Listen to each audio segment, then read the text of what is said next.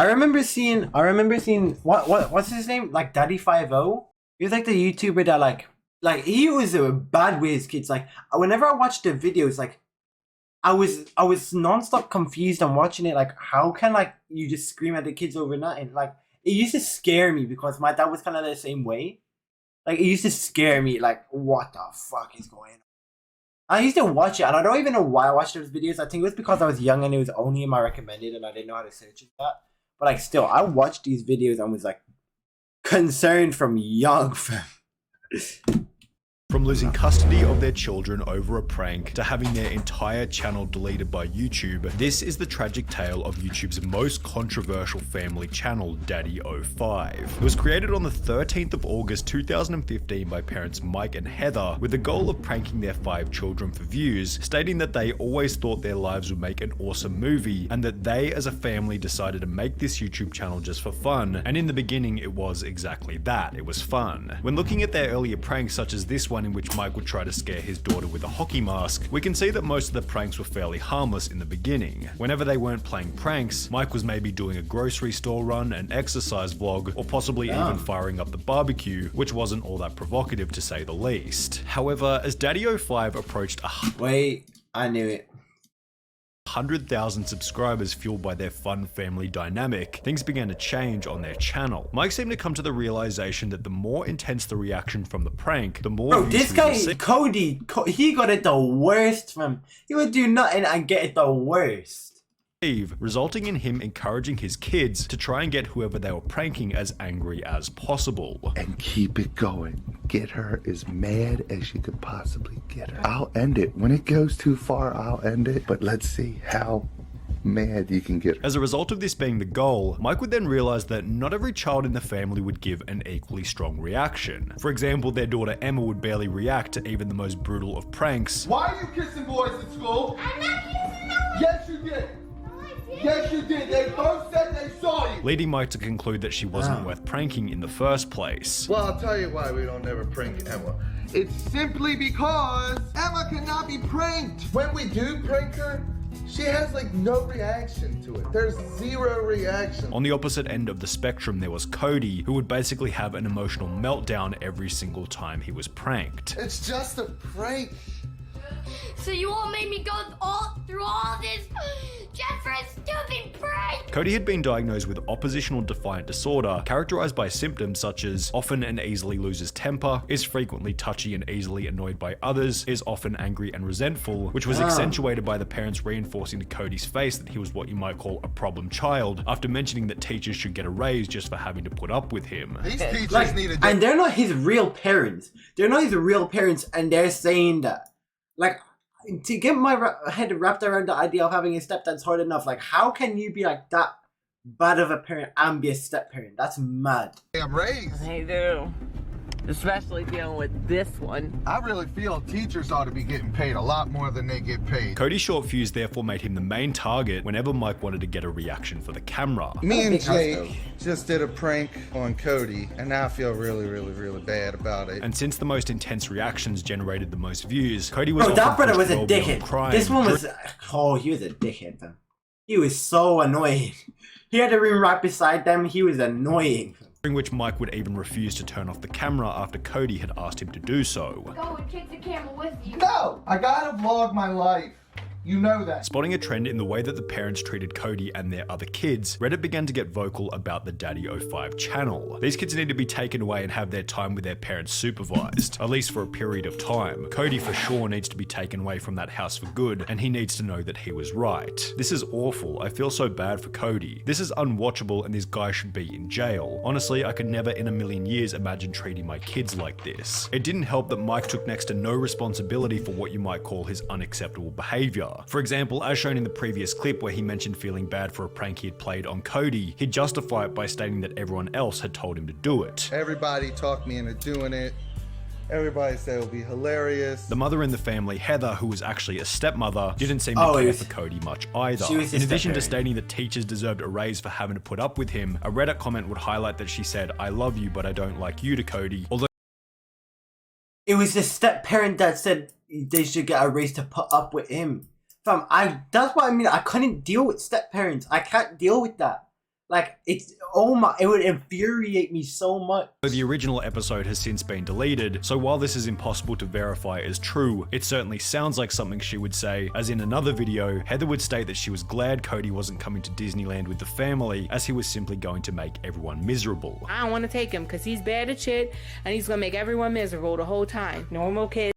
It's a step parent, and this is their dad. This is their dad, birth dad. He's just letting a step woman say that about his kids. How? Why? What? Why? Kids have bad behaviors. Cody has something else. The reason Cody wasn't allowed to come to Disneyland was that after going to the toilet, he had, quote, put poop everywhere. Cody's going to Nan's because Cody was bad and didn't earn going to Disney, which sucks. He put poop everywhere several times. Which would be investigated by another large YouTuber known as Philip DeFranco, who would come to discover the following information. Philip DeFranco came out with a video today talking about Cody not going to Disneyland. Apparently the reason why he wasn't going is because he, put feces everywhere or something like that. He talked to mental health experts and they said, this could be a sign of trauma. What do you say to that? Why do you think Cody did this? DaddyOFive would go on to clarify this by stating that the toilet had simply overflowed. There is no feces on the wall. What happened was the toilet overflowed. It happens with 5 kids in the house. Right. The toilet overflowed. So I said that instead of saying the real issue why he didn't go to Disneyland, which he was really embarrassed about and he doesn't want anyone to know. Yet this response only created... So he wasn't allowed to go to Disneyland because they're saying he put shit everywhere. And he's too embarrassed to let out the real reason of what happened. Yet they said he shit everywhere.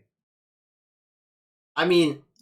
More questions. Why would you ban a kid from going to Disneyland for simply making the toilet overflow? Would it not be more embarrassing to say that he put poop on the wall in comparison to the reality being that the toilet had simply been clogged? That's exactly what I was saying. You didn't want to share something because you didn't want to embarrass your son. But you put out a video where you claimed that your child, who potentially his friends watch these videos, you put out a video that he's putting poop around his house as if that's not embarrassing. And then you tell a story about how a toilet overflowed and that you can't talk about the real reason because it's embarrassing. Philip DeFranco and Keemstar covering the story led to countless other YouTubers publicizing their opinion about DaddyOFive being unacceptable. For example, a video titled How DaddyOFive Ruined His Childhood would go viral on Reddit with close to 17,000 upvotes, alongside another Reddit thread with 3,000 upvotes, in which many comments mentioned that the case had been reported to Child Protective Services. However, this had actually been brought up in the interview with Keemstar, where DaddyOFive mentioned that they had already been investigated by Child Protective Services, who requested that they change a few things within the videos. It's like, CPS, Child Protective Services, have investigated you and all of that, and you don't think maybe you should stop? Like, how much do you have to get told before you realize you have to pattern up them? What? Yet found nothing wrong with the way that the family was being run. CPS, you said, is interviewing the family or investigating the family. Has that case been closed or is it still opened? No, it's been closed, and that was a while back. We have changed up everything that they said that we needed to change. But they interviewed the kids privately, and the case was closed because there's nothing to find. There was nothing for them to see, and they realized that. And they did say that some of our videos were distasteful, which I can agree. I mean, some of them are. Although all of this would change after DaddyOFive would upload their most brutal video to date. It was crueler and more emotionally charged than anything they had done in the past. It would completely destroy their reputation, and it went by the now infamous title, Invisible Ink Prank Epic Freakout. The video began with the mother explaining that she planned on pranking Cody by pouring invisible... I remember this video. This was crazy, fam. I remember this video so clear.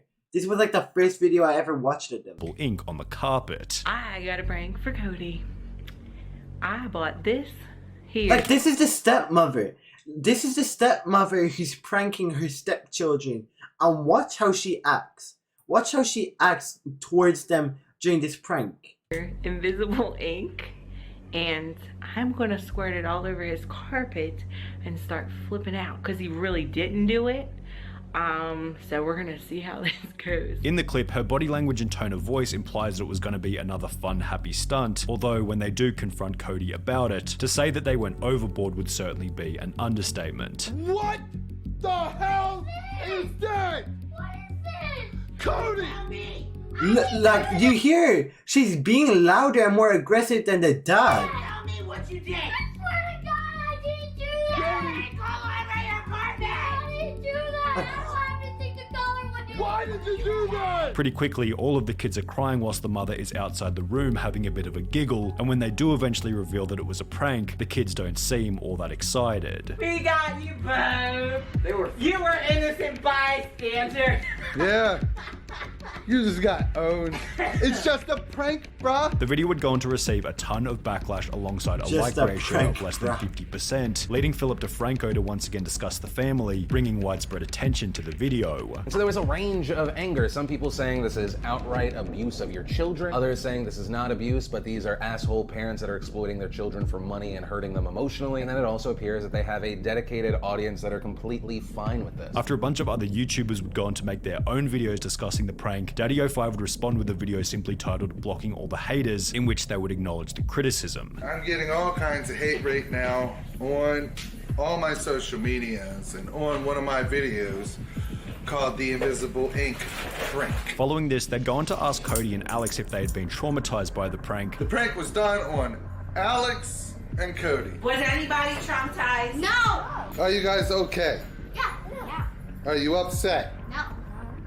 It's just a prank. Just a prank. Before the mother would go on to state Bro. that the real problem was the haters. To all you haters, you are the ones that give our children drama. You are the one that cause us problems. You are the one that try to embarrass us. However, this video only seemed to bring more attention to the original prank, leading more YouTubers to talk about it. After a couple of days had passed, DaddyOFive would cave in by uploading an apology video. Right now we are under severe attack by all kinds of media, by this Franco guy. He made a video about us, just steamrolling us. He never contacted me or anything, and everyone is jumping on this hate wagon.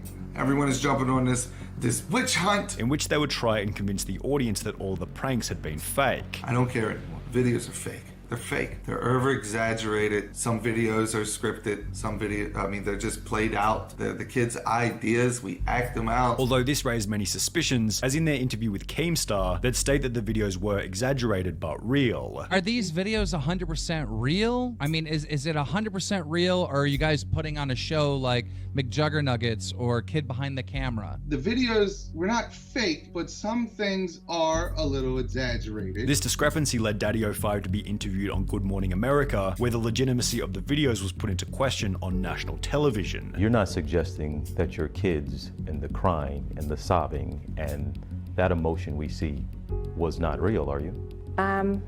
Not every single time. Some of it was acted. Now that there were even more eyes on the family, DaddyOFive would upload a more polished second apology in which they would state that they were now in family counseling. We are now in family counseling because we need it, not only to get through the, media stuff, but we need it to come back together and have everybody, even the kids, to understand what we did wrong. This has been the I reckon it's mostly the stepmom's ideas. And we realized that we have made some terrible parenting decisions. Although the worst was certainly still yet to come. Only 10 days after having interviewed DaddyOFive for their previous bit of controversy, Keemstar would upload a new video titled DaddyOFive Might Be Arrested, in which he explained that the police were now attempting to investigate the parents. More information has come out about the DaddyOFive situation. Apparently, the police are investigating them. An article came out saying that the Baltimore County Police Department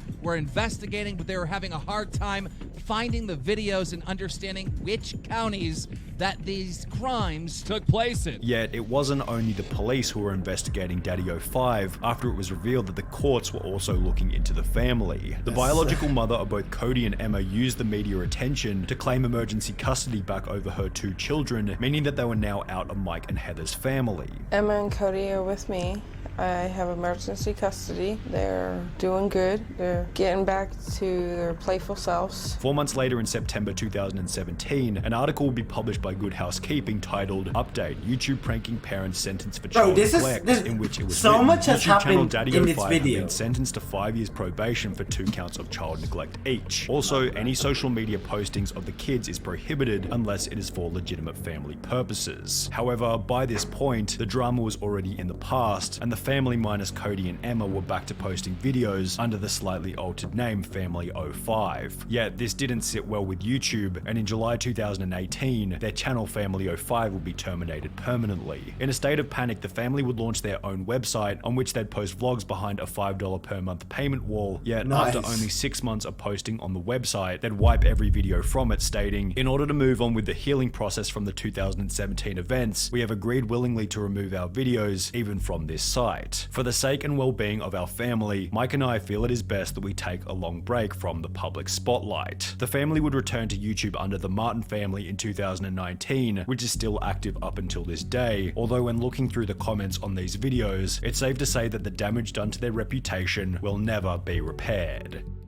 I find it so hard to understand like how you could take pranks so far. Like as a stepmother, you should be like trying to get close with the kids, not prank them and have a full-on spaz attack. Like her face was fire truck red. She was off the hinges.